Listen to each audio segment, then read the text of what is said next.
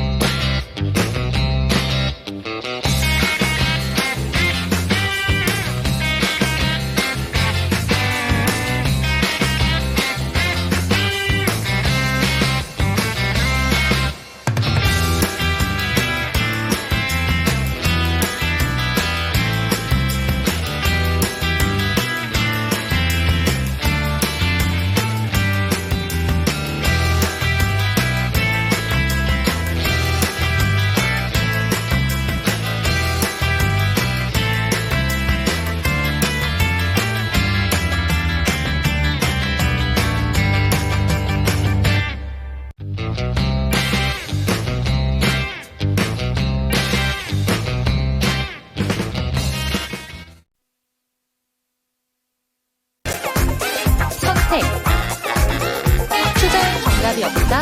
당신의 선택만 있다. 후회 없는 선택을 위한 당신의 초이스.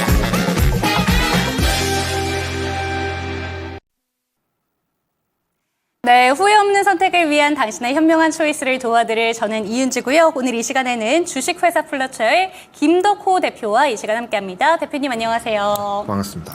네, 오늘 제가 질풍가도의 노래를 부르면서 좀 수익률로 전환을 해서 가사를 바꿔서 노래를 불러봤는데 오늘 노래 추천곡으로는 이유 같지 않은 이유를 불렀으면 좋았을 걸 이런 내용이 채팅창에 올라와 있습니다. 오늘 시장에서 상승하고 있는 종목들이 별다른 그런 강한 이유 없이 움직인 것 같다라는 내용이 좀 반영이 된 것 같은데요. 오늘 시장 좀 전반적으로 어떻게 보셨을까요? 오늘 시장은 불러주신 노래는 질풍가도인데 증시는 질풍노도의 시기를 겪고 있지 않나라고 보고 있습니다. 네. 그러니까 말 그대로 시장이 지금 실적이 좋은데도 불구하고 주가가 빠지고 있고 또 실적이 좋지 않은데도 오히려 단기 반등이 빠르게 나오고 있는 현상을 주목했을 때는 보통 이제 시장 자체가 거래가 이제 많이 축소됐을 때 나오는 현상입니다. 그러니까 이런 모습을 좀 봤을 때 우리가 시장이 굉장히 긍정적인 상황은 아니지만 우리가 이 상황에서 그럼 우리가 매매를 할 것인지 아니면 내가 투자의 관점으로 갈 것인지 이 두 가지 중에서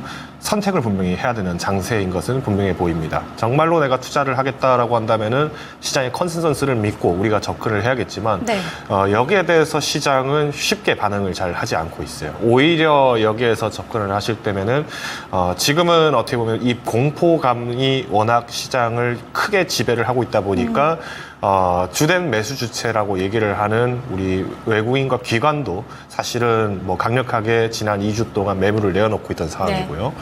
여기에 이제 개인 투자자 중심의 매수세가 접근은 되고 있습니다만은 그렇다고 해서 우리가 잘 알고 있던 대형 종목들에서 매수를 하기보다는 군소 종목들을 중심으로 매매가 활성화되고 있다라는 게 특징인 것 같습니다. 그래서 지금 시장이 어려운 건 사실이지만 우리가 이제 장기적인 컨센서스를 보았을 때 그리고 추가적으로 지금 중국도 이번에 LPR 금리를 인하를 하면서 다시 중국 경기를 부양시키려고 하는 노력들이 나오고 있어요. 그러면 당연히 여기에 대해서 미국이 어떤 관세 조치라든가 혹은 추가적인 제재가 강해지면서 나올 수 있는 어떤 반사 수혜들 기대를 할 수 있기 때문에 지금은 호흡을 충분히 가다듬으실 상황이다라고 요약을 드리겠습니다.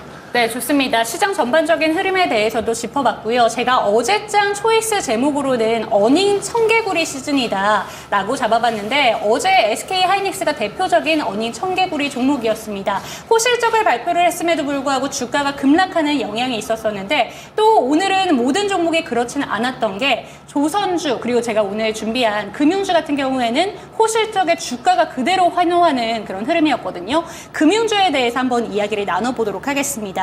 금융주가 좀 정말 반응이 좋아요. 이렇게 밸류업 기대감도 있고 뭐 호실적도 있고 분기 배당에 대한 뭐 다양한 이유들이 있는데 어떤 부분을 가장 중점적으로 보실까요? 일단 금리 동결 가능성이죠. 금융주가 잘 될 수 있는 방법, 뭐 혁신적인 구조를 개편하겠습니다라고 얘기를 하지만은 실제로 한번 닦아놓고 얘기해 봅시다. 네. 금융주가 돈을 잘 벌려면은 뭐 금리가 계속 고금리 상태 유지하는 게 제일 좋겠죠.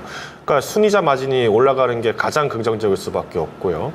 여기서 이제 그러면 순이자 마진이 계속 극대화되기 위해서면은 PF와 같은 위험 자산에 대해서 면밀히 조사가 들어가야 되는데 KB금융이 사실 어떻게 보면 이 PF 부분들에서 굉장히 좀 민감하게 네. 지금 반응을 하고 있습니다. 그래서 KB 측에서도 이번에 이제 2분기 실적을 발표를 하면서도 얘기를 하고 있는 게 이 이제 위명 PF 같은 경우에도 어떻게 보면 이제 이 수익명 PF 대출 같은 경우에는 여기서 관찰과 그리고 실질적인 이제 진사를 더 기준을 엄격하게 하겠다라고 얘기가 나왔어요. 그러다 보니까 시장에서 좀 한숨을 좀 안도를 좀 하고 있는 걸로 보여지고요. 여기에 이제 더불어서 그러면 금리 인하를 9월 달에 하지 않을까요? 라는 질문에 대해서는 저는 오히려 금리 인하를 안 할 거라는 입장을 좀 고수를 하고 싶습니다. 왜냐하면 당연히 미국의 대통령 선거가 있는 상황에서 그러면 미국 증시는 계속 상승 랠리를 네. 다시 한번 또 펼 가능성이 큽니다.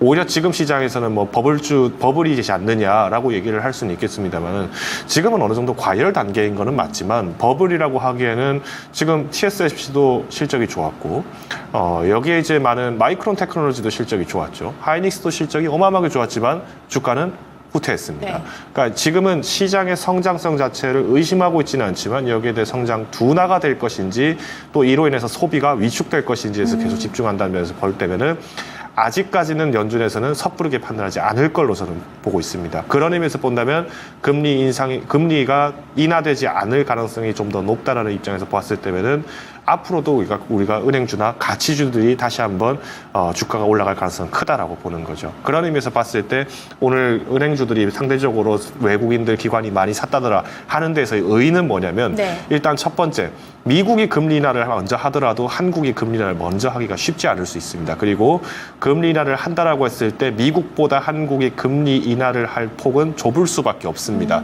그러면 여기서 외국인들이 굳이 환차손을 보면서까지 금융주를 산 이유는 무엇이냐가 또 중요해지는데 일단 지금 들어온 외국인 매물은 이 주식을 팔지 않겠다일 가능성이 큽니다. 즉 성장주 대신 가치주를 선택하고 그 중에서도 경기 위축이나 이런 부분들 금리 인하에 대해서 동향을 봤을 때 일시적 조정에 대해서는 오히려 배당을 받겠다는 전략을 갔을 때면은 은행주들이 훨씬 더 상방을 좀 더 오히려 탄탄한 하방을 만들 가능성이 크다라고 네. 보는 거죠.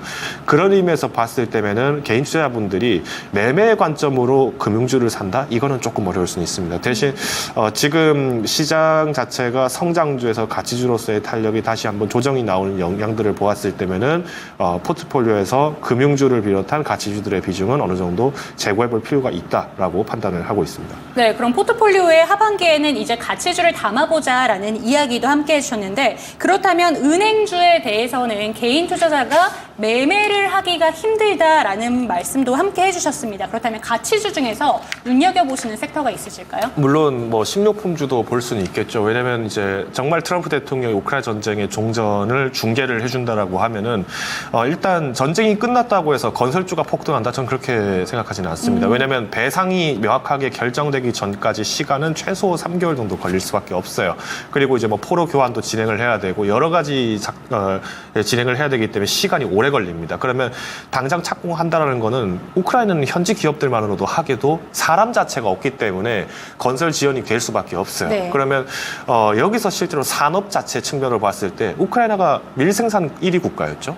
그러면 가장 빠르게 지금 물가를 안정화시키면서 자국 내에서도 식량 조달 능력을 할 수 있는 이 농업 쪽이 클 수밖에 없기 때문에 결국은 식료품 쪽이 다시 물가 안정화로 진행되지 않을까라고 보고 있습니다. 이로 인해서 자연스럽게 또 연준은 금리 인하를 다시 한번 할 수 있는 기회가 오게 되겠죠. 그래서 저는 지금 시점에서 만약에 식료품주를 보신다라고 하면은 일단 뭐 우양이라던가 이런 기업은 조금 지양하시는 게 어떨까라고 보고 있습니다. 뭐 제가 이전에도 계속 우양이 이제 한 30% 빠졌을 때도 식료품주 중에서 그나마 주가 버틸 가능성이 가장 큰 기업은 롯데웰푸드나 네. 오리온과 같은 이렇게 기존의 풀무원, 롯데웰푸드와 같은 기존의 전통적인 음식료점이고 우양 같은 경우에는 김밥 이슈 때문에 5월에 고점을 찍긴 했지만 조정 가능성이 크다라고 얘기됐습니다. 근데 오늘 기준으로 지금 이미 주가가 이제 50% 미만으로 지금 떨어진 상황이죠. 그러니까 테마로 움직이는 것이 아니라 다시 실적 부분으로 전환되기 위해서는 이 부분들이 계속 누적이 돼야 되는데 이게 어떻게 보면은 지금 식료품 업계 같은 경우에는 당연히 지금 가격 다 인상했죠. 근데 언제 경기가 좋고 장사가 잘 된다고 해서 스타벅스가 아메리카노로 가격 10% 인하하겠습니다. 이런 조치를 한 적이 있었나요? 역사적으로 단 한 번도 식료품주는 그런 적이 없습니다. 네.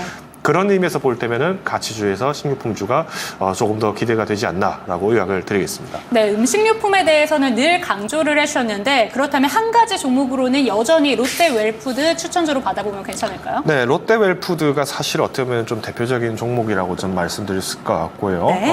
대신 이제 좀 제과 업종을 좀 본다라고 하면은 오리온도 나쁘진 않습니다. 근데 이번 2분기 실적 발표 이후에 진입을 하는 걸 좀 권고를 드리고 싶어요. 오리온이 그래도 인도 시장 공략을 좀 탄력을 지금 받고 있는 상황이고 특히나 이제 리가켄 바이오 인수 이후에 대한 급락폭 그러니까 영업이익 마진율이 좋지 못할 것이다. 여기에서 지금 후퇴가 됐고 지난 일주일 동안에는 주가가 이제 사실 증시 조정과 함께 나온 격입니다. 그래서 올해 이제 신저가를 달성한 상황인데 오리온 같은 경우에는 그래도 이제 초코파이 매출 부분들 러시아에 여전히 지금 공장 돌아가고 있습니다. 이 부분들 놓치시면 안 될 것 같고요.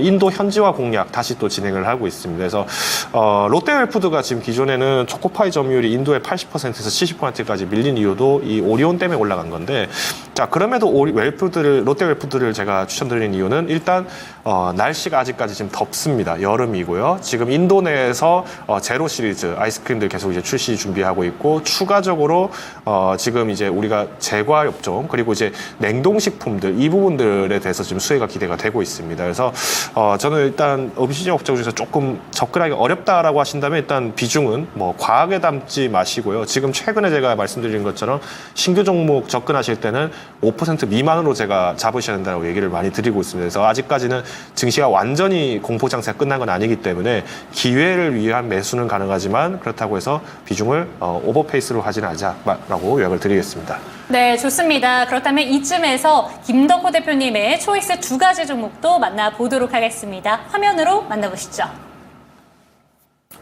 네, 오늘 들고 오신 종목은 강한 섹터로 들고 오셨습니다. GS건설, 건설주도 오늘 강했고요. 하나오션, 조선주는 진짜 이거 어디까지 올라가는 건가라는 생각이 들 정도로 조선주도 역시나 강했습니다. 어떤 종목 초이스 해주셨을지 궁금한데요. 어떤 네. 종목일까요? 네, 저는 하나오션을 선택을 했습니다. 네, 그렇다면 GS건설의 비초이스 이야기부터 한번 들어볼게요. 조금 전에도 건설주에 대해서 뭐 우크라이나랑 이야기를 해주시면 살짝 언급이 나왔었는데 GS건설, 그러면 지금 단계에서는 보는 게 아니다라고 보시는 걸까요? 네, 그렇죠. 일단 특히나 GS건설은 더더욱 조심하셔야 됩니다. 네. 왜냐면은 GS건설이 7월 12일부터 상승을 했어요. 이때 7월 11일 날에 트럼프 대통령 피습 사건이 보도가 본격적으로 되기 시작하면서 이제 이후에 주가가 좀 빨리 올라갔던 게 건설주입니다. 대표적인 게 뭐 SG와 같은 뭐 이런 기업들이 거론이 많이 됐었는데 그러면 지금 현재 GS에 대해서 많은 분들이 탑승을 했을 가능성은 지금 현재 신용장고 규모를 보더라도 지금 주가가 여기서 한 번 더 뛰었기 때문에 많은 분들이 지금 홀드를 하고 있을 거예요. 근데 오늘 또 다행히도 호실적이라고 이제 레포트가 나왔죠. 이제 분기 보고서가 나왔는데 이 분기 보고서의 내용을 명확하게 보신 분들은 이해가 될 거예요. 왜 실적이 잘 나올 수밖에 없는지. 자, 2022년 1월 11일 날 한번 볼까요? 요때 이제 제가 기억하기로 GS건설이 한번 이제 좀 크게 조정이 나왔던 걸로 알고 있는데, 정리드리겠습니다. 그래서 요때 한번 문제 한번 터진 걸로 알고 있는데, 이때 문제가 어떤 게 있었냐면은, GS건설이 인천의 검단 아파트 붕괴 사건이 주차장 붕괴 네. 사건이 나오면서 뭐 순살자이다 뭐 이런 얘기들이 굉장히 많이 나왔었죠. 그러다 보니까 국토부에서 2023년 4월부터 11월까지 8개월 동안 영업정지 때려버렸습니다. 그러면 2개월 동안에 일을 못했는데 실업자가 어떻게 돈을 법니까? 그럼 다시 이렇게 보시면 됩니다. GS건설 같은 경우도 이 얘기를 영업정지를 시켜버렸다는 거는 말 그대로 지금 수주받기 힘들게 해놓은 상태고 기존 수준에서 뭐 연장 계약들만 계속 매출로 잡혀 있었다는 겁니다. 그러면 쉽게 생각해서 이렇게 보시면 됩니다. 작년에 내가 실업자였습니다. 올해 제가 취업을 했습니다. 제 소득은 전년 대비해서 몇 프로 늘까요? 어마어마하게 늘어나겠죠. 그쵸. 부모님한테 용돈 받는 것보다 당연히 소득 구조로 따지면 수익률이 늘어난 것처럼 보여지겠죠. 이거와 똑같은 게 지금 HDC 현대산업개발입니다. 현대산업개발 같은 경우도 2022년도 그때 한번 2022년도 이때도 마찬가지로 광주에 있는 광주 화정동에 있는 아파트가 붕괴가 되면서 사망자가 6명이 나온 네. 큰 사고가 났어요. 이때 당시에 그러면 당연히 여기에 대해서 비용 부분하고 매몰 비용 나고 재건축 비용 들어갔으니까 당연히 2023년도 2분기 때는 영업이익이 그렇게 좋지는 않았겠죠. 여기에 지금 이제 다시 한번 반등이 나온 거기 때문에 이거는 우리가 기저효과다. 그러니까 절대 오해를 하시면 안 됩니다. 수치가 높다고 해서 무조건 긍정적이다가 아니라 수치가 높은 이유를 추적을 해보셔야 됩니다. 네. 그런 의미에서 볼 때면은 GS는 조금 위험한 위치에 있다라고 이야기를 드리겠습니다. 네, 그렇다면 건설주 전반으로는 어떻게 보시는지도 한번 여쭤보도록 하겠습니다. 지금 건설주가 뭐 GS건설 같은 경우에는 지금 채팅창에서도 순살건설이었다라는 얘기도 좀 안 좋게 볼 만한 얘기도 함께 나오고 있는데 건설주 전반 업황에 대해서는 부동산 경기가 회복기에 있다라는 내용도 나오고 있고 뭐 우크라이나 재건주로도 엮이면서 건설주 한번 지켜보자라는 내용들이 보도가 많이 되고 있습니다. 건설주 전반적으로도 그런데 부정적인 시각이실까요? 만약에 건설주 쪽이 회복이 되려면 일단 주택 시장이 안정화가 돼야 되는데 지금 누가 주택을 삽니까? 살 수 있는 사람이 없죠. 네, 지금 더군다나 20대들 똑같이 지금 취업난 나오고 있고요. 실업난 나오고 있습니다. 여기에 지금 남녀 갈등 굉장히 커지면서 지금 저출산 얘기 나오고 있습니다. 결혼 안 한다고 합니다. 연애 안 한다고 합니다. 자, 그러면 이제 집을 살 수 있는 주체는 누구만 사겠습니까? 기존에 돈 있던 기득권자들만 계속 사는 겁니다. 그러니까 당연히 지금 거래가 지금 강남에 있는 부동산 가격이 매번 신고가를 찍는다고 얘기를 하지만 거래량은 그렇게 신고점을 찍고 있습니까? 전혀 그렇지 못하죠. 네. 원래 가격이 올라가는 희소 가치가 올라가는 거는 다 경기가 어려울 때였습니다. 이건 뭘로 통해서 할 수 있냐? 관광 데이터로도 볼 수 있습니다. 2020년도 때 팬데믹 당시에 3월에 팬데믹 선언되고 3월, 4월에 이때 1인당 한국에 방문하는 관광객 평균 지출하는 금액이 1000%가 상승을 했어요. 왜 그럴까요? 팬데믹 터지기 전에 경기가 좋을 때는 알바생들도 빚내서 해외여행 가고 했었으니까요. 근데 직장 다 잘리고 돈도 없는데 해외여행 갈 수 있습니까? 그럼 이때 해외여행 온 사람들은 다 누구겠어요? 비즈니스석 타고 다 네. 일보러 오면서 몇 박 며칠 머물러야 되는 그러니까 VIP층들이 많이 왔었죠. 그러니까 그때 당시에 골프존과 같은 우리 골프장 업체들이 그렇죠. 굉장히 실적 좋았다 이런 얘기가 나왔기 때문에 우리가 과거를 보면서 우리가 현대까지도 확장을 해석을 할 줄 알아야 됩니다. 그런 의미에서 볼 때 지금 주택시장 상당히 불안하죠. PF 대출까지 걸려 있고 지금 언론사에서는 계속 부동산 가격을 언급할 수밖에 없습니다. 왜? 가격 떨어진다 얘기하면 거래가 더 안 되니까 당연히 여기에 대해서 청약도 안 될 것이고 뭐 분양도 안 될 거잖아요. 네. 그러니까 저는 이런 부분들을 특히 조심하신다 말씀드리겠지만 대신 그래도 우리가 건설주를 내가 꼭 놓치고 싶지는 않다라고 하신다면 이때 GS건설과 똑같이 국토부로부터 영업정지 맞은 건설사가 몇 개, 5개인가 있는데 그중 하나가 제가 기억하기로 동부건설이 있었던 걸로 알고 있어요. 그래서 뭐 동부건설 아직 실적 발표 안 나왔죠. 그럼 지표상 오해를 본다고 치면은 GS건설과 똑같이 그러면 단기 반등 나올 수는 있겠네요. 그럼 그때 뭐 한 5에서 6% 정도 먹고 나오신다. 그런 거는 뭐 가능할 수는 있는데 저는 이 부분들을 그렇게 강조드리고 싶지 않고요. 오히려 건설 쪽을 본다고 하면은 뭐 삼성 E&A처럼 그러니까 과거 옛날 사명이 삼성 엔지니어링입니다. 삼성 엔지니어링처럼 플랜트 화공 쪽에서 투자를 하고 인프라 설비 쪽 확충을 하는 기업들이라면은 그래도 건설 쪽은 해외 수주를 기대할 수 있기 때문에 눈여겨볼 만하다로 이야기를 드리겠습니다. 네, 좋습니다. 건설주 업황에 대해서도 한번 이야기를 들어봤고요. 그렇다면 오늘장 초이스 종목인 하나오션 이야기를 나눠보도록 하겠습니다. 실적 발표가 됐습니다. 있습니다. 그런데 영업 손실을 봤을 때 역시나 뭐 적자예요. 근데 그럼에도 불구하고 수주 소식도 오늘 같이 들고 오면서 오늘 6%대 반등 보여줬습니다. 그런데 오늘 하나오션뿐만이 아니라 조선주 전반적으로 강한 흐름이었는데 조선주 다 모든 종목들을 제치고 하나오션을 들고 오신 이유가 있으실까요? 상대적으로 덜 갔기 때문이죠. 일단 기존의 수주에 대한 기대감들은 이미 이제 HD중공업, 현대중공업, 그리고 한국조선, 조선해양 이렇게 많은 기업들이 다 지금 랠리가 잘 가고 있는데 하나오션이 못 간 이유 중 한 가지는 뭐냐면은 당연히 이제 대우조선해양을 인수하면서 거기에 나온 피로감들이 이제 지금 나라가 되고 있어요. 네. 그러니까 인사 교체도 마지막 퇴직금 받을 임원 지금 보냈다라고 얘기가 나온 게 비로소 최근에 나온 얘기예요. 그 말은 지금 체제 안정화가 그 전까지는 이제 합병되고 난 이후에서 계속 이제 분란이 많았던 거고 여기에 또 노사 갈등도 있고 이러다 보니까 문제가 컸던 건데 그러면 이제 하나오션이 이제 본격적으로 이제 잡을 수 있는 사업이 무엇이냐라고 한다면 당연히 우리가 흔히 말하는 베슬 그러니까 이제 뭐 LNG 선이나 이런 거 수주들도 기대가 되겠죠.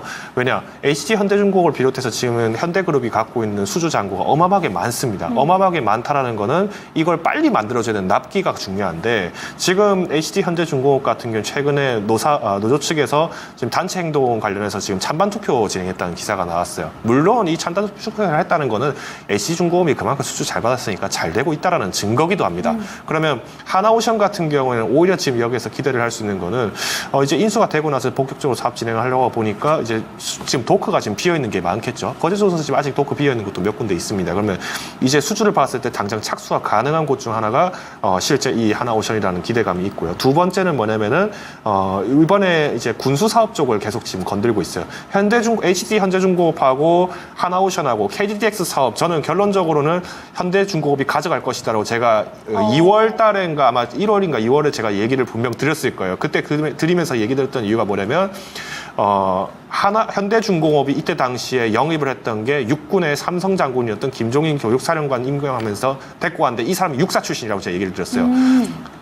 신원식 국방부 장관 육사 출신인데 37기고요. 김종인 장군이 아마 제가 36기인 걸로 알고 있습니다. 그러니까 선후배 관계로 지금 이걸 해서 밀어줘라라고 얘기하는데 이 KDX 사업의 주관은 누가 결정하냐면은 방위사청장이 합니다. 방사청장인데 방사청장도 육사입니다. 육사 43기셨는가 그랬는데 지금 이번에 새로 오신 분도 44기신 걸로 알고 있어요. 그러니까 육사 라인끼리 밀어줬다라고 이렇게밖에 볼 수 없다라는 거죠.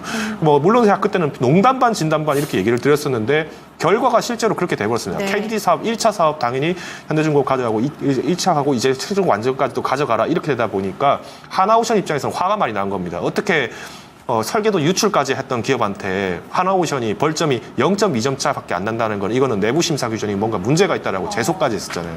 근데 그러면 이제 하나오션이 어쨌든 간에 지금 1호 부분에서 가져올 수 있는 게 뭐가 있냐라고 봤더니 오늘 또 다행히 이 기사가 나왔네요.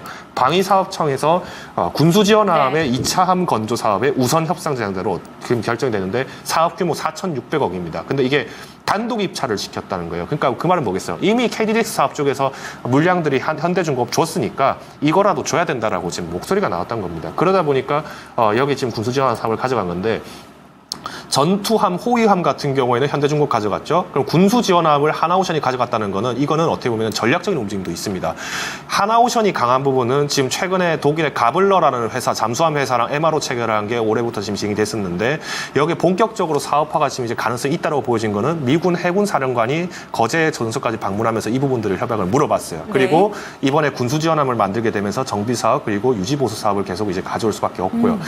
지금 또 24일부터 해서 지금 호주에서 열리고 있는 이 IODS 2024에 또 참전을 하게 됐는데 이 여기에 참전한 주체들이 웃깁니다. 바로 오커스와 쿼드에 있는 국가들이 참전을 해요. 오커스와 쿼드는 아시겠습니다만 중국을 견제하기 위해서 미국이 주도를 해서 만든 안보 협의체입니다. 그러면 여기 있는 국가들이 주관을 하고 여기 있는 국가들이 참전하는 이 방위사업전에 참전을 했다는 것은 결국은 군수사업 쪽에서의 기대감들을 계속 높이고 있기 때문에 우리가 이 하나오션이라는 기업을 상대적으로 좀 놓치서는 안 되겠다로 요약을 드리겠습니다. 네, 좋습니다. 조선주 업황에 대해서는 긍정적으로 보시는 것 같습니다. 그중에서도 상대적인 저평가 매력도가 있는 하나오션 추천주로 이야기를 하셨는데 오늘 조선주 한 가지가 상담에 올라와서 이 종목 먼저 살펴보고 잠시 뒤에 상담으로 본격적으로 넘어가 보도록 하겠습니다. 하겠습니다. 유튜브에서 부자 되세요님의 종목이고요. HD 현대 미포 8만 원 20%입니다. 조선주가 참 잘 가서 매수를 하신 것 같아요. 그런데 실적도 잘 나오니까 많이 올랐습니다.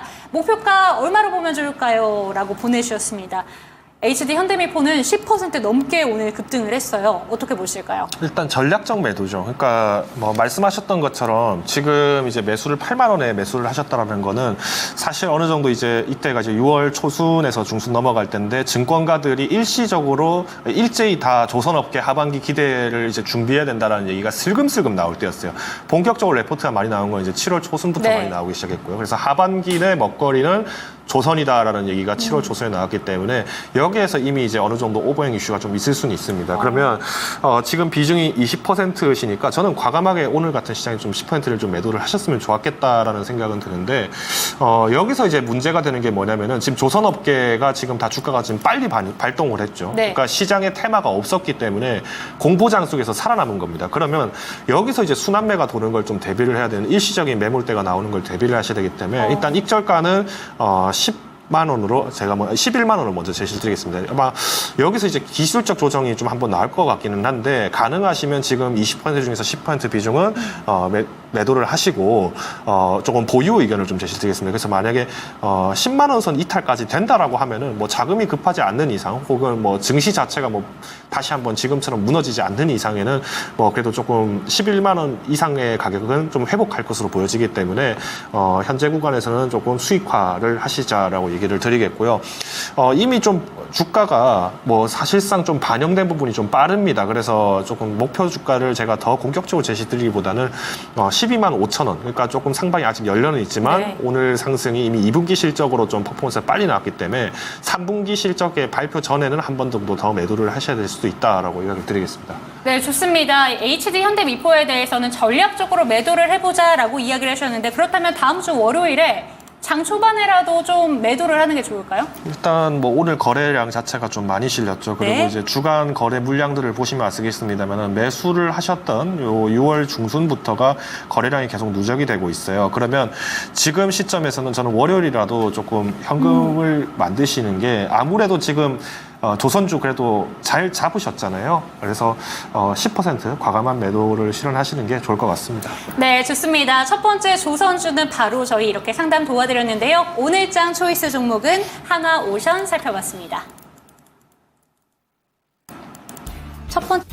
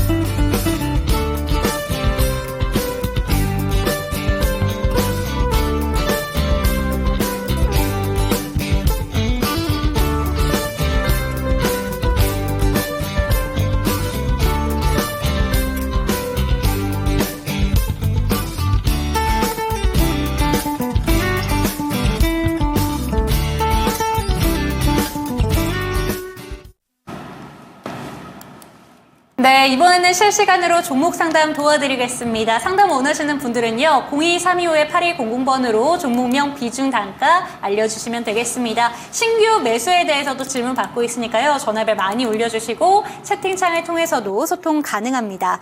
첫 번째 종목이요, 오늘 정말 많은 투자자분들의 관심이 집중된 종목으로 가보도록 하겠습니다. 오늘 채팅창에서도 이 종목이 거의 장악하고 있다시피 하는데 8030님의 포스코 퓨처엠 가보도록 하겠습니다. 평단가가 34만 1,000원이고요. 비중은 20%입니다. 손절할까요? 이렇게 진단이 왔는데요. 그런데 질문이 너무 많은 분들이 질문을 주셔서 우선은 이분은 손절할까요고요. 어떤 분은 신규 매수해도 될까요? 그리고 한 분은 지금 시간의 거래에서라도 매도를 해야 될까요? 라고 질문이 왔습니다. 어떻게 보면 좋을까요? 일단 2차 전지 같은 경우에는 뭐 당연히 지금 이슈가 여러 가지가 있죠. 그러니까 이제 사실 캐즘도 캐즘이고, 그리고 리튬 가격이 계속 빠지고 있고, 여기에 이제 전기차에 대한 이제 트럼프 대통령의 부정적 시각, 여기 추가적으로 중국 관세에 대한 부분들에 대한 협의가 지금 유럽도 지금 계속 거론이 되고 있어요. 그래서 우리가 이제 전기차가 잘 팔리려면은 전기차의 수요가 있어야 되고, 전기차의 수요를 지원해 줄 수 있는 정부의 강력한 지원이 필요합니다. 물론 탈탄소 정책 좋죠. 근데 문제는 뭐냐면 이걸 이제 단기에 달성하려는 경제적 효과를 기원하려면 미국은 당연히 중국으로부터 전기차를 수입해야 됩니다. 근데 이 부분들이 지금 안 되고 있죠. 그러면 어떻게 되겠습니까? 이 물량들이 다시는 악성 재고가 나올 수밖에 없기 때문에 리튬 가격은 계속 떨어질 수밖에 없는 상황이 된 겁니다. 자, 그러면 여기에 두 번째, 만약 미국의 지금 카밀라 해리스 부통령이 지금 이제 대선 후보로 지금 거론은 되고 있는 상황인데 아직 확정되지 않았습니다. 네. 근데 만약 확정되고 2차 전지 쪽 관련해서 긍정적으로 본다라고 하면은 여기에 우리나라 기업들이 반등을 빨리 할 수 있는 방법은 하나밖에 없습니다. 지금 바이든 대통령이 추진하고 있는 이 IRA 법안보다 훨씬 자극적이고 훨씬 더 큰 규모의 사업을 지원해 줘야 됩니다. 근데 그건 거의 불가능해 보입니다. 그쵸. 왜냐하면 이미 반도체 사업 쪽에서도 쉽지 않게 지금 진행을 하고 있고, 만일 2차 전지 쪽을 계속 이제 관세 부과를 하면서 미국이 이 가격 경쟁력을 비싼 인건비로 충당해가면서 이걸 한다? 거의 불가능해 보입니다. 그러면 현재 수준에서 IRA 법안 같은 경우 곧 정식이 될 수밖에 없는 상황이다 보니까 조금 일시적인 캐즘은 조금 길어질 수도 있다라는 거. 그러면 오히려 ESS 관련된 부분으로 좀 보면 어떨까요? 라고 생각하시는 분도 계실 거예요. 근데 지금 양산된 제품 자체를 전량 다 돌린다는 거는 거의 불가능합니다. 그렇기 때문에 저는 일단 포스코 퓨처엠 기술적인 부분에서 봤을 때 당연히 가격적 메리트는 있죠. 근데 지금 34만 원에 매수를 하셨어요. 34만 원이면 올해 초순 정도의 가격이라고 보시면 될 것 같은데, 그래도 2분기에 지금 이 실적이 발표가 되면서 계속 이제 주가가 좀 떨어지고 있는 상황이고, 저는 오히려 여기에 공포 매물이 단기적으로 회복을 하기에는 조금 쉽진 않아 보입니다. 네. 오히려 이번 주 수요일 날에 이때 좀 회복이 됐었어야 되는데 충격이 더 커져 버렸어요. 그래서 저는 지금 시장에서 단기 회복을 하기에는 지금 패닉셀이 많이 나온 것 때문에 뭐 회복을 한다면은 뭐 22만 원 선까지 회복 가능성은 있겠지, 22만 원까지 단기 회복은 가능하겠지만 여기서 다시 상방을 25만 원 이상 회복하는 거는 정말 이벤트가 필요하다. 그래서 지금 우리가 이벤트가 아닌 실적에 좀 초점을 놓고, 그리고 지금 이제 정책적 이슈 여러 가지 이제 국제적 관계를 고려해봤을 때 접근한다라고 하면은 목표가는 지금 25만 원을 잡으셔야 될 겁니다. 그래서 지금 비중이 20%시라면은 저는 과감하게 10% 매도를 할 것 같습니다. 10% 매도를 하시게 된다면은 손실 폭이 약 이제 42%, 45% 정도 40% 정도 될 것 같은데, 40%에서, 그러니까 전체 포트에서 기준으로 말씀드리면 한 20% 정도 손실이 나실 상황일 겁니다. 이번 조정 장세 때 아마 조금 폭락장이 많이 나왔기 때문에 반등 가능한 종목들, 5에서 6% 반등 가능한 종목들이 많이 나왔어요. 그래서 네. 여기로 분산 투자를 하시는 게 바람직하다, 요약을 드리겠습니다. 네, 좋습니다. 단기 회복은 힘들 것이다. 22만 원까지는 가능하겠지만 25만 원 위로 올라가기 위해서는 확실한 모멘텀이 필요하다라고 얘기를 해주시면서 10% 매도 의견 주셨는데요. 그렇다면 이 질문도 함께 드려보도록 하겠습니다. 고고씨님께서 2차 전지 종목들에 대해서 이제 슬슬 잡을 때가 된 것 같은데 포스코홀딩스랑 포스코 퓨처엠 중에서 고민하고 계신다고 합니다. 비중은 한 20%까지 현금 여력은 있다라고 하시는데 2차 전지 지금 들어가도 되는 건지 어떻게 보실까요? 사실 2차 전지를 지금 꼭 들어간다라기보다는 저는 리스크 해지의 개념으로, 그리고 이제 단기적 반등이라는, 그러니까 기술적 반등에 대한 부분들로 접근을 한다면은 긍정적이라고 볼 수 있을 것 같습니다. 근데 아직 우리가 2차 전지 시장이 확연하게 회복되고 있다는 근거가 지금 나오지 않고 있고요. 여기에 지금 미국의 중고차 가격까지 지금 인상이 되고 있습니다. 중고차 가격이 인상이 됐다라는 거는 기존에 비싸게 팔던 전기차가 이제 매물이 시간이 지나면서 연식이 지난데도 불구하고 여기에 대한 가격 탄력이 지금 잘 떨어지지 않고 있다라는 네. 거예요. 즉 그러면 프리미엄 자동차에 대해서는 마찬가지 유지가 되고 있는 상황인데 지금 이제 내연기관 같은 경우에도 지금 중고차 거래 가격이 올라갔다라는 거는 신차 인도를 하기에 좀 부담스러운 것도 있다라는 거죠. 그러면 여러 가지 복합적 상황을 고려해봤을 때 일단 전기차 같은 경우에는 저는 조금 부정적으로 보고 있는 건 사실입니다. 근데 그러다 보니까 좀 굳이 종목을 잡는다라고 하면은 정말 2차 전지 중에서 실적이 좋은데 단기적으로 급락이 나온 종목들을 보셔야겠죠. 뭐 예를 들면 뭐 제가 방송에서 추천도 드렸었던 뭐 롯데에너지 머티리얼즈 한번 볼까요? 롯데에너지 머티리얼즈가 주가 이만큼 빠져버렸어요. 연초보다 더 깨져버렸습니다. 자, 주가 자체가 빠지는 게 네. 연일 파랑불로 이렇게 빠지는 경우도 쉽지가 않습니다. 근데 지금 이 종목이 왜 빠졌을까요? 구리 가격 빠졌고요. 2차 전지에 대한 공포심 생겼고요. 리튬 가격 떨어지니까 전기차 안 팔릴 거다 생각을 했는데 심지어 롯데에너지 머티리얼즈는 구리 전선 스크랩 가지고 모아서 이걸 만들기 때문에 마진율이 꽤 높은 편입니다. 그런데도 불구하고 주가 떨어졌다라는 거. 1분기 실적, 교전적 실적도 굉장히 탄탄했었고 이런 걸 고려해봤을 때면 상대적으로 먹을 수 있는 것들이 2차 전지도 많이 나왔습니다. 네. 그런데 만약에 정말 꼭 내가 포스코 돌림자로 내가 사서 포스코 홀딩스와 포스코 퓨처엠을 사고 싶다라고 하신다면 저는 포스코 홀딩스를 선택을 할 것 같습니다. 이유는 간단합니다. 일단 철강 가격 회복세가 조금 기대가 되는 것이 이번에 중국이 LPR 금리를 깜짝 세일을 해버렸어요. 자, 중국이 금리 내렸다 뭐 때문일까요? 당연히 부동산 경기 부양을 하려고 하겠죠. 근데 중국 내에서도 청년 실업 굉장히 심하고 지금도 경기가 굉장히 악성 많은데 이걸 뭘로 잡겠다는 겁니까? 외국인 신규 자금을 다시 유치시켜서 부동산 가격을 돌리고 이 부동산 안정화를 토대로 부동산 가격 부양을 토대로 해서 중국의 부호들이 다시 이걸 산업 투자를 해달라는 식으로 지금 말 그대로 돌려막기를 지금 하겠다는 얘기예요. 네. 그런데 여기서 철강 쪽이 왜 올라갈 수밖에 없느냐? 당연히 지금 우리나라에서 조선 업계들이 다 쓰고 있는 철강에서 많은 부분들은 중국 철강을 많이 쓰고 있어요. 그러다 보니까 왜 그럴 수밖에 없냐면 가격 자체가 비쌌다는 거죠.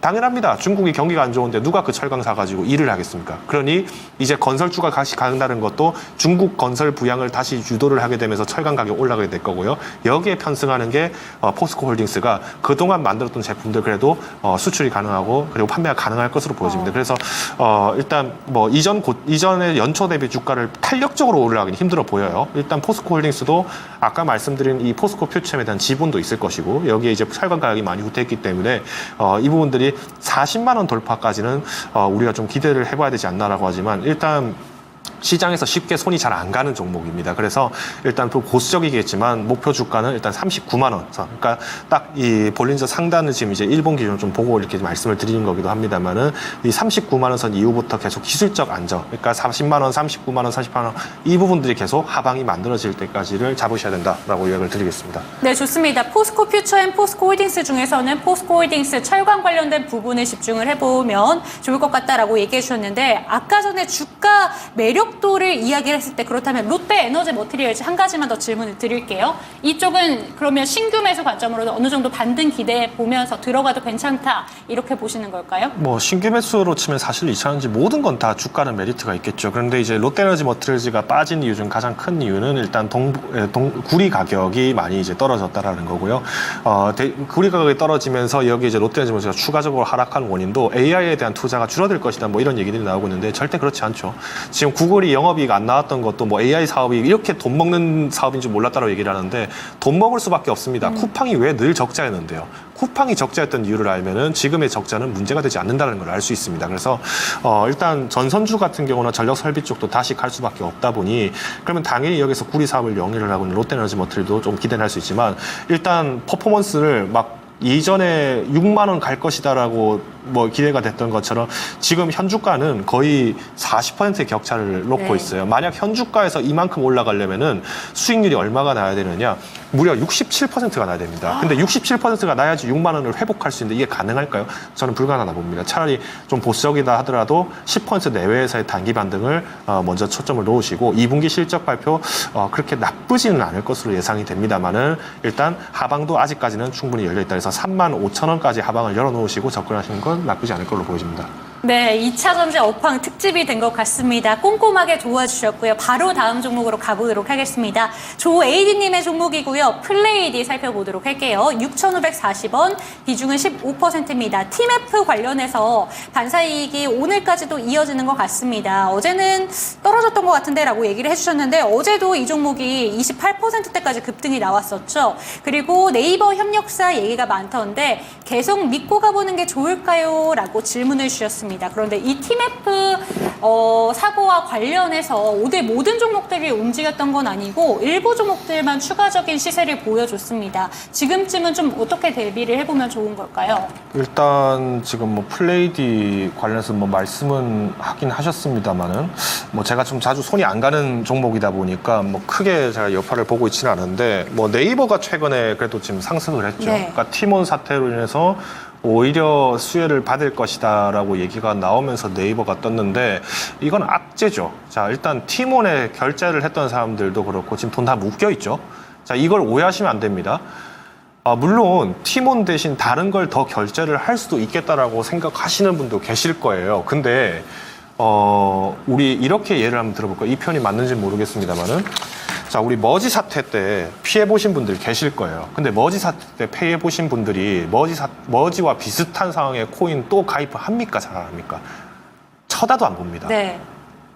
자, 그러면 이게 자연스럽게 이런 시장 자체가 빨리 회복한다? 쉽지 않겠죠. 오히려 다시 건전한 회사들 뭐 네이버가 추천하니까 믿을만 하다라고 뭐 이렇게 오시는 분도 계시겠지만 뭐 네이버에 광고가 떴다라고 해서 다 정상적인 상품만 있었나요? 그렇지도 않았습니다. 그러면 우리가 이걸 봤을 때 광고 수입이 기대가 된다? 글쎄요, 저는 일단 지금은 이벤트성 상승이기 때문에 빨리 매도를 할 것 같습니다. 오히려 여기서 수주를 받는다?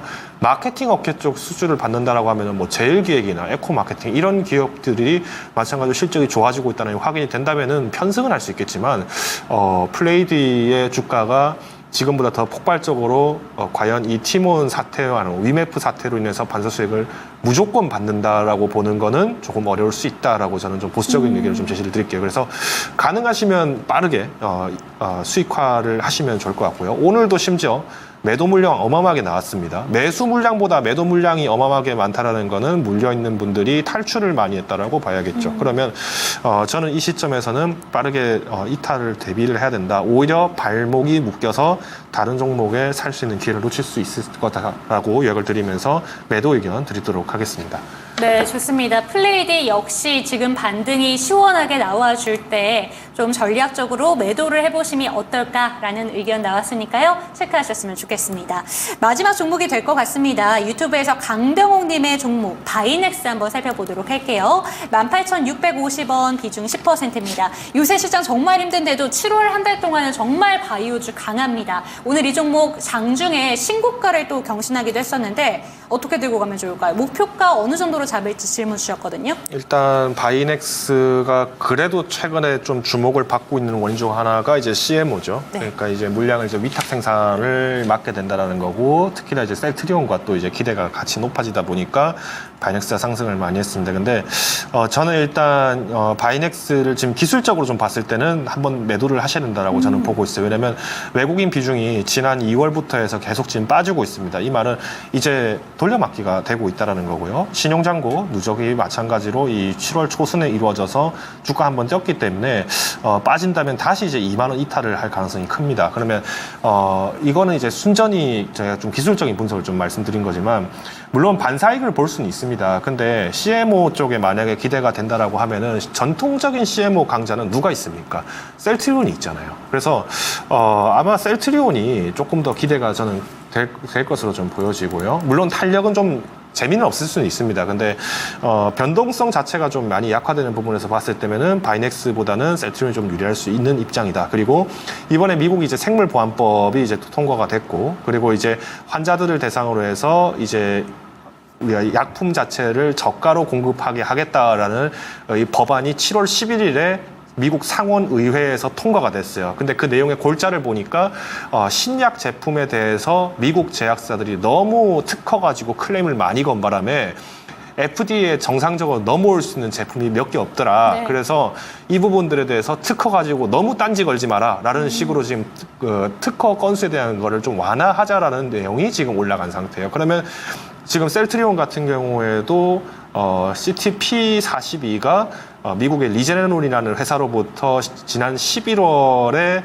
피소를 당했었는데 이때 이제 그 특허 침해다라고 이렇게 제소가 됐는데 그거 지금 아직까지 5월, 6월 계속 성과 지금 보일 수 있다 이렇게 기대감이 높아지고 있는 거거든요. 그래서 차라리 저는 셀트리온을 조금 담아보시는 게 어떨까라고 말씀드리면서 그래도 내가 좀 놓치는 게 아쉽다라고 하시면은 5에서 3% 정도, 5에서 3% 정도만 남겨놓으시고 5%를 차라리 셀트리온이 조금 조정 나왔을 때 담아보시는 게 어떨까라고 이야기를 드리겠습니다. 네, 좋습니다. 바이오 종목에 대해서 이야기를 해주시면서 교체를 하신다면 셀트리온 한 표 주셨으니까요.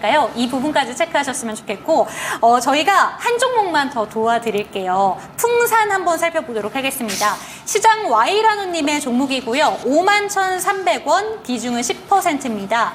슬슬 팔고 싶은데 매도 시점 조언 구합니다. 이렇게 올려주셨어요. 어떻게 보실까요? 팔고 싶으시면 파셔도 될 것 같은데 굳이 네. 여쭤보시네요. 그러니까 이게 정말 이전의 주가를 다시 탄력적으로 가져갈 수 있을 것이냐에 대한 우회적으로 하신 말씀이시겠죠. 일단 풍산은 2분기 실적이 확연하게 좀 나와줘야 됩니다. 왜냐면은 제가 왜 이 말씀을 드리냐면 이 풍산을 제가 여러 번 진단을 했었고 이 지난 4월 달에서 5월 달 올라갈 때 여기부터 좀 조심하셔야 된다라고 얘기를 많이 드렸어요. 그러니까 4월에 이제 5만 원 선을 돌파하기 시작하면서 제가 한번 풍산에 대해서 뭐라고 제가 경고 메시지를 드렸었냐면 이 2달 동안 풍산의 지금 주가는 포탄에 대한 실적이 아니라 구리 가격에 대한 커플링이다라고 제가 얘기를 많이 드렸어요. 근데 실제로 5월 14일 날 이제 고점을 찍고 나서 주가 빠질 때가 다 구리 가격이 톤당 1,800원, 1,800달러에서 지금 후퇴하면서 이렇게 나온 모습이에요. 그러면 지금부터 다시 볼 때 그러면 포탄 실적이냐 구리 가격이냐, 일단 구리 가격이 지금 계속 빠지고 있죠. 아까 제가 롯데에너지 머티리얼즈 말씀드릴 때 얘기했지만 구리가 조금 조정이 나왔습니다. 근데 그럼에도 지금 주가가 6만 원 선을 쉽게 이탈하지 않으려고 하는 거는 일단 포탄 실적이 있다라는 거고, 지금 프랑스랑 독일이 최근 들어서 155mm 포탄에 대한 양산을 늘리겠다, 그러니까 자국에서의 생산량을 증대시키겠다라고 얘기가 나왔기 때문에 아직까지는 우리가 먹을 캐파가 남아있다라고 보여집니다. 그러면 저는 일단 목표 주가는 65,000원 잡고 지금 이탈을 하시는 게 가장 바람직하다라고 말씀드리겠고요. 대신 좀 주가가 조정되는데 내가 그래도 좀 걱정된다라고 하신다면은 과감하게 지금 손실을 난 게 없잖아요. 그러면 57,000원 선 이탈할 때는 그냥 빠르게 매도를 하시는 것도 좋은 전략이 될 거라고 판단을 하고 있습니다. 네, 57,000원 이탈 여부를 반드시 체크해 보시면 좋을 것 같습니다. 오늘도 역시나 한 5가지 종목들 진단 도와드렸는데요. 종목에 대해서 상승, 하락은 보장하지 않기 때문에 참고되셨으면 좋겠습니다. 이번 주 정말 힘들었습니다. 지난주에도 코스피와 코스닥이 2%대 나란히 하락하면서 거래를 마쳤는데 이번 주에는 조금 더 밀렸습니다. 다음 주에는 좀 어떻게 대비를 해보면 좋은 걸까, 이런 부분들 궁금하실 것 같은데요. 다음 주 전략 어떻게 짜보면 좋을까요?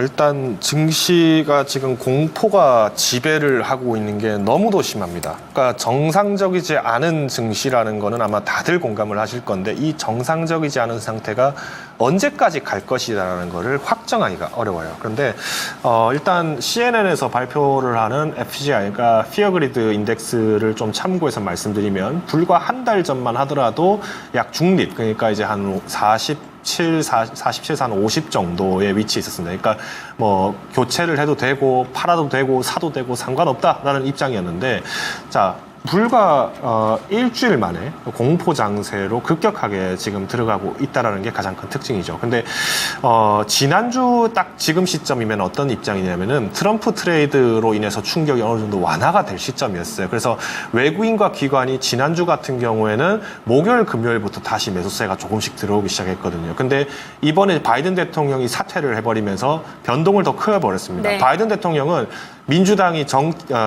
민주당이 정권을 이어가기를 바랬기 때문에 사퇴를 한 건 맞을 거예요. 근데 문제는 뭐냐면 지금 민주당의 후보를 누구로 삼을지 정확하게 지목하지 않은 상태에서 나오다 보니까 민주당 측에서는 새로운 후보가 나와도 바이든 대통령과 했던 똑같은 정책을 답습하는 꼴밖에 안 나옵니다. 그러다 보니까 무조건 민주당이 했던 바이든 대통령이 유지했던 신재생에너지, 2차 전지 그리고 탈탄소와 여기 여러 가지 산업들이 무조건 잘 되지 않으면은 다음 선거 질 수밖에 없구나는 공포심이 있기 때문에 그래서 쉽게 후보 등록이 안 되고 있어요. 네. 지금 미국에서도 거론이 많이 되고 있는 민주당 인사가 누가 있냐면 미셸 오바마입니다. 오바마 대통령 부인이죠. 근데 미셸 오바마 지금 안 나오고 있습니다. 왜? 나와봐야 욕 먹거든요. 나와봐야 지금 욕밖에 못 먹는 얻을 수 있는 게 없는 상황이기 때문에 이걸 두려워하고 있습니다. 그러다 보니 증시도 마찬가지로 지금 함부로 선단하기가 어렵다. 함부로 바닥을 판단하기가 어렵다라고 보는 겁니다. 그러면 이럴 때 우리가 주목할 수 있는 건 뭐다? 결국 기승전 실적주로 돌아가야죠. 자, TSMC 실적이 좋습니까? 나쁘니까? 좋죠. 자, 마이크론 테크놀로지 좋았나요? 나빴나요? 좋았죠. 알파벳도 마찬가지로 좋았습니다. 애플 좋았고요. 자, 지금 실적 계속 성장하고 있는데 주가는 빠졌습니다. 이런 게 이제 기회가 있다는 거죠. 왜? 단기 반등에 대한 부분들을 노릴 수는 있으니까. 그래서 우리가 실적주 공략은 유효하다 말씀드리겠고요. 두 번째로 지금 어닝 서프라이즈에도 지금 순환매가 빨라지고 있습니다. 왜 이 모습이 나오느냐? 왜 실적이 좋은데 빠지느냐? 탄력이 떨어지고 있다는 겁니다. 그래서 오히려 탄력이 높은 중소형, 그러니까 정확히 말씀드리면 소형 강소기업을 중심으로 매매를 하셔야 된다라고 말씀드리면서 지금 코스닥이 굉장히 많이 빠졌기 때문에 비중을 크게 잡으시는 게 아니라 작은 종목으로 여러 개 강소기업 공략을 초점을 놓으시면 좋을 것 같습니다. 마지막으로 시나리오별 대응인데 이거는 계속 강조를 드렸죠. 결국 대통령 누가 될지 모르지만 이로 인해서 증시의 변동폭만 커졌습니다. 그러면 우리가 변동에 따라서 올라갈 때 팔고 떨어질 때 사고 이 부분들을 계속 부지런하게 움직여야 하기 때문에 각 후보별 그리고 이제 각국별 외교 정치에 대한 부분들에서의 처세 부분들까지도 포함하시면서 접근하셔야 된다라는 점 요약을 드리겠습니다. 네, 좋습니다. 다음 주 전략까지 꼼꼼하게 세워봤습니다. 참고하셨으면 좋겠고요. 종목에 대해 상승과 하락은 보장하지 않는다는 점 기억해 주시고 다음 주 이 시간도 저희와 함께 해주시기 바랍니다. 시청해주신 여러분 감사합니다.